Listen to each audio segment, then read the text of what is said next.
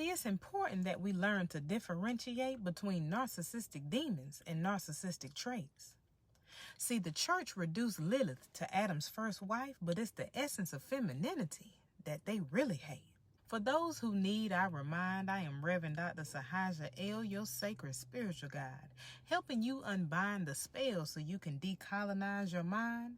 And if you need extended stimulation, like, share, and follow, then click the link in my bio to subscribe.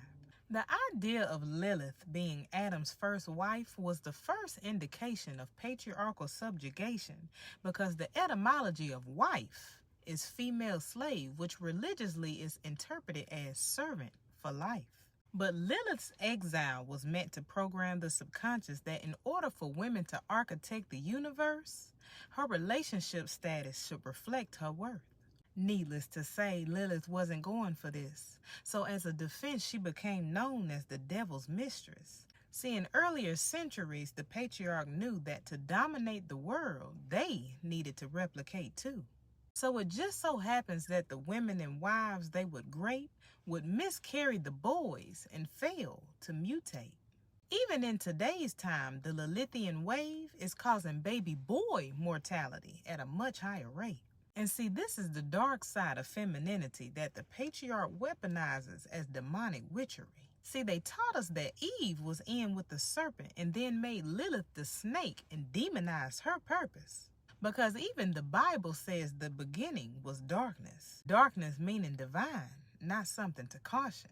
Now, Lilith eventually became known in the 20th century as the goddess of love and war, depicted as the horned and winged beast. The same wings flown in the Bible by the angels and the same horns blown by the ones in Revelations. Love in this case represents protection, which is war, in that the feminine always annihilates objection.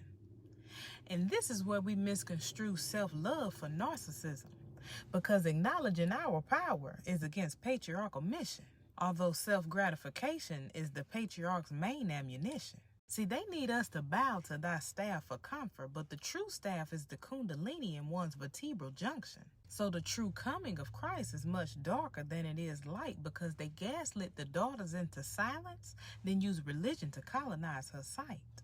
Because if the true man is the womb man and the womb man is God, then may Lilith serve us as a reminder of who the fuck we are.